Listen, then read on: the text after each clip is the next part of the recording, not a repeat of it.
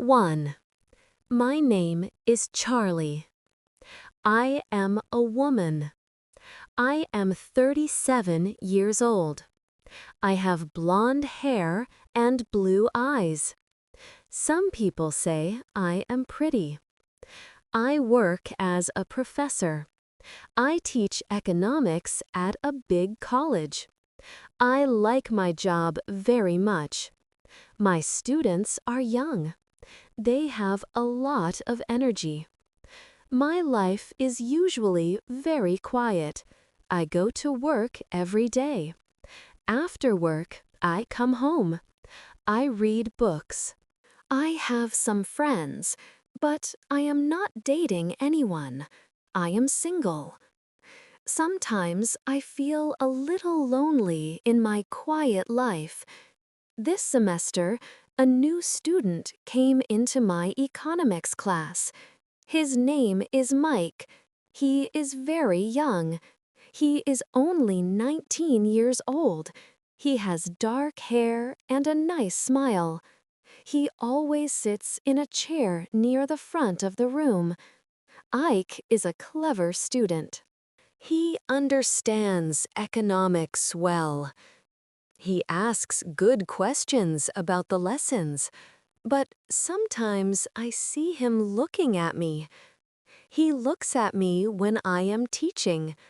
He looks at me when I am writing on the board. It is a different way of looking. It is not like how the other students look at me. It is a look I notice. After class, Mike often stayed. Other students left quickly, but Mike waited. He always had something to say to me. It was usually about the lesson, but sometimes it was more. He would look at me and smile.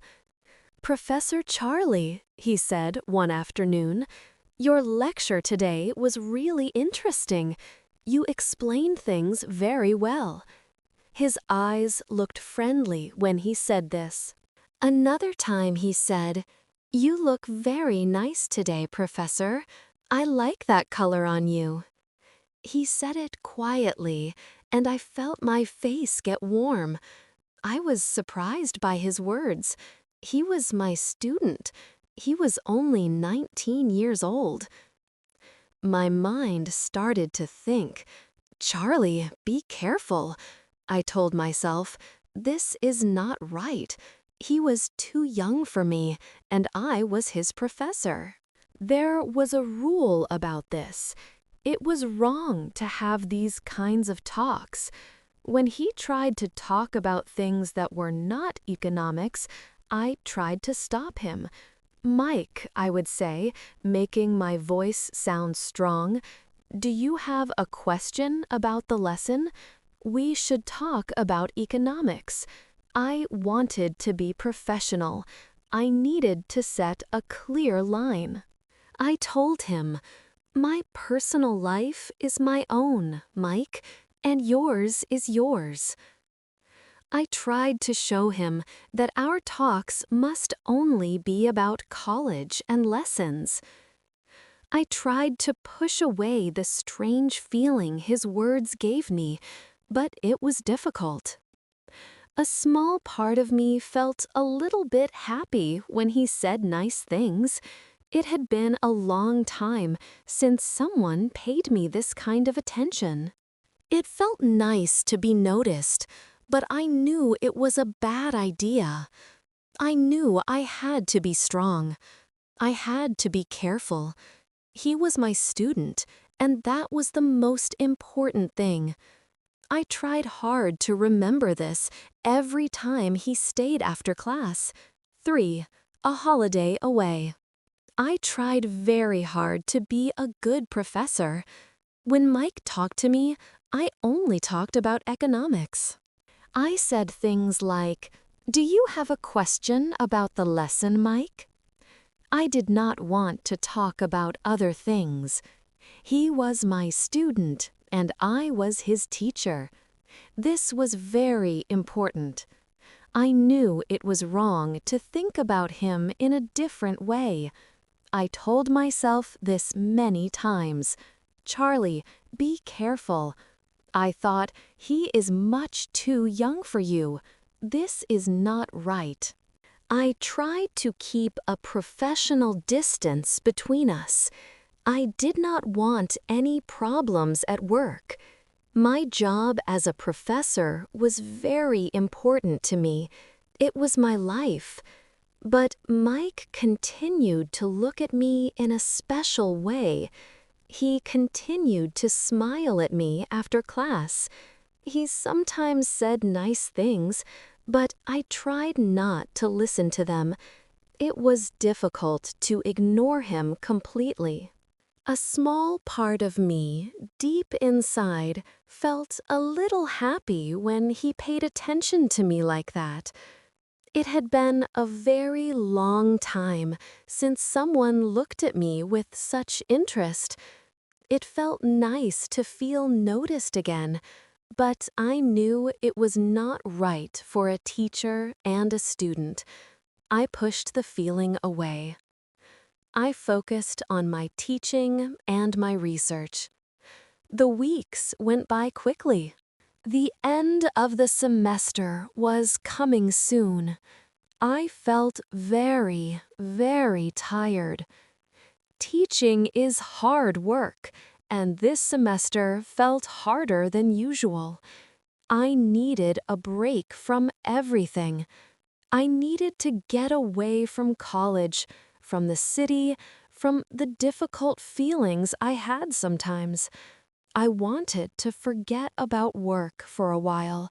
I wanted to rest and relax. I looked online for a holiday. I found a beautiful island. It was very far away from my home. It looked like a place with lots of sun and quiet beaches. It seemed perfect for a tired person like me. I decided to book a trip there. I thought, I will go to this island. I will sit on the beach under the sun. I will read books and listen to the sea. I will swim in the warm water. I will not think about work. I will not think about college. I will not think about students. I will not think about money. I packed my bag slowly. I felt ready for the holiday. I needed the sun and the peace very much. I hoped the trip would help me forget about everything difficult and just feel calm. I just needed a simple holiday away from my normal life.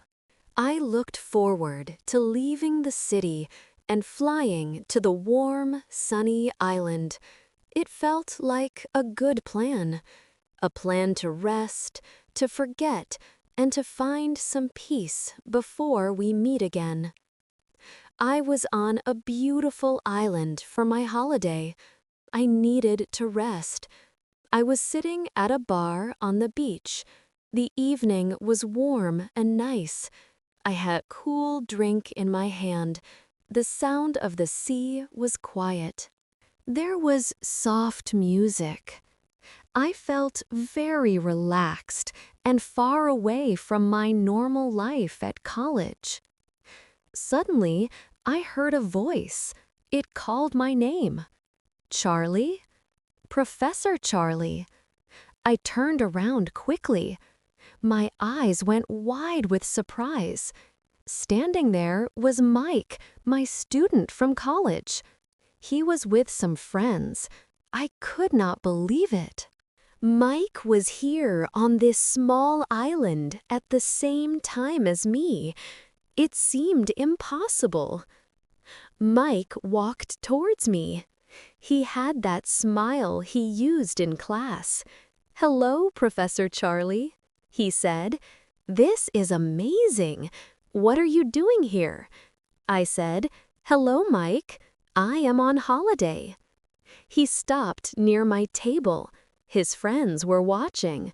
"Wow," he said again, "meeting you here. It's a crazy surprise." "Yes," I agreed. "A very big surprise," Brienne said. Then he asked, "Professor, I mean Charlie, please, can I buy you a drink?" I thought about it for a moment. We were not at college now.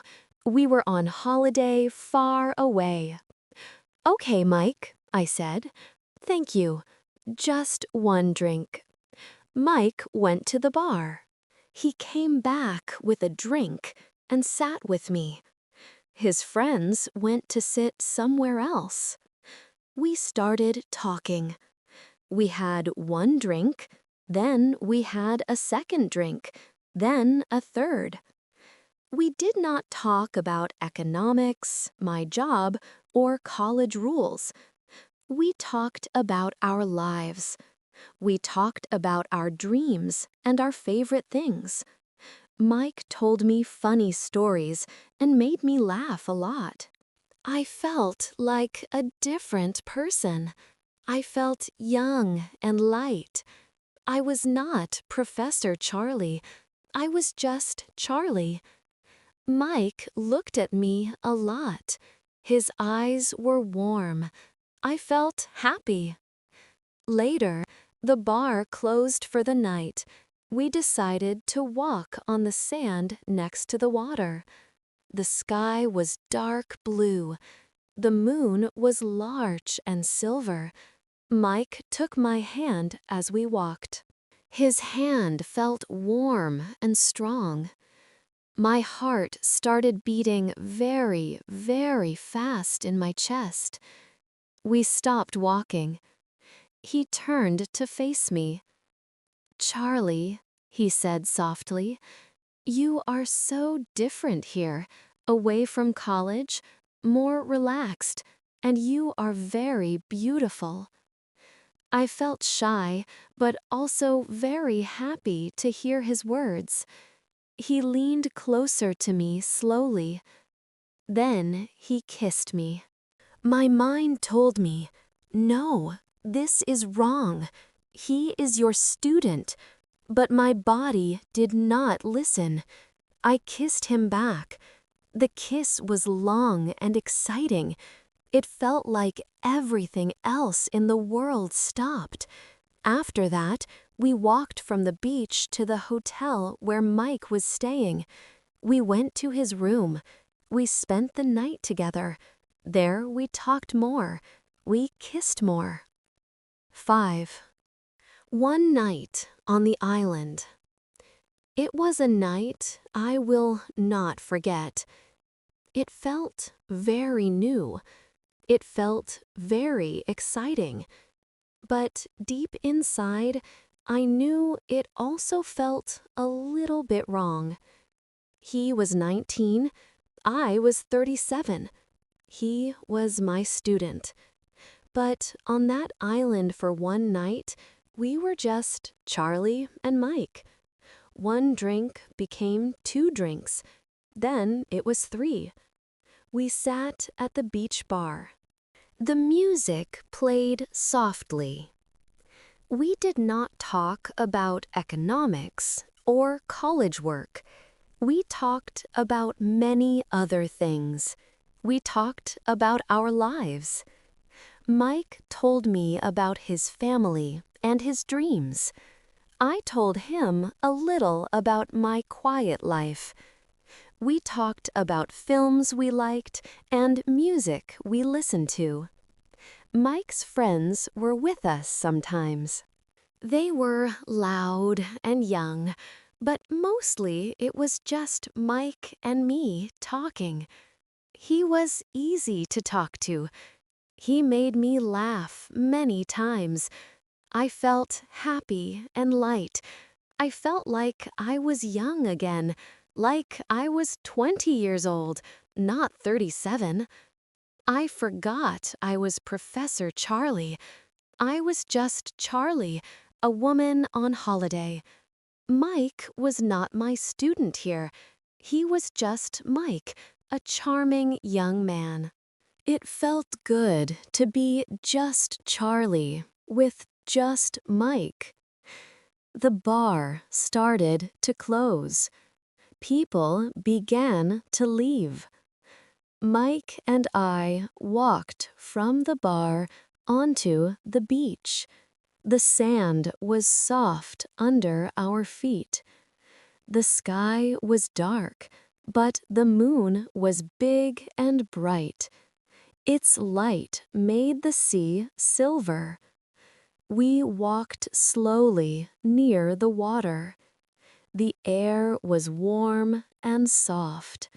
It was a beautiful night. Mike stopped walking. He turned to look at me. He smiled his nice smile. "You are very different here, Charlie," he said. "Not like in class, more relaxed. I like this, Charlie." He took my hand. His hand felt warm and strong around mine. My heart started to beat very fast, like a little bird inside my chest. I did not take my hand away. He looked into my eyes for a long moment. Then he said, his voice quiet, "You are very beautiful, Charlie." I felt my face grow warm. I felt confused. I felt happy. I felt a little scared, too. This was happening. This was real. Mike leaned closer to me. He kissed me. It was a soft kiss at first on my lips. Then it became a longer kiss. My mind told me, "No, Charlie, stop. This is wrong. He is your student." But my body felt warm. My heart felt full. It said, yes, my body and my heart wanted this. We kissed more on the beach under the moon. It felt exciting and a little bit wild. After some time, Mike asked if I wanted to come back to his hotel room. I said yes. We walked from the beach to his hotel. His room was small. It looked like a young man's room, a little bit messy. We went inside. We talked more. We kissed more. We spent the night together in his room. It was a night I will not forget. It felt very new and very exciting. It felt like I was doing something I should not do. It felt a little bit wrong, but in that moment, it felt right. 6. Back home, and the cold truth. The next morning, the sun was bright. I woke up in Mike's room. My head felt heavy.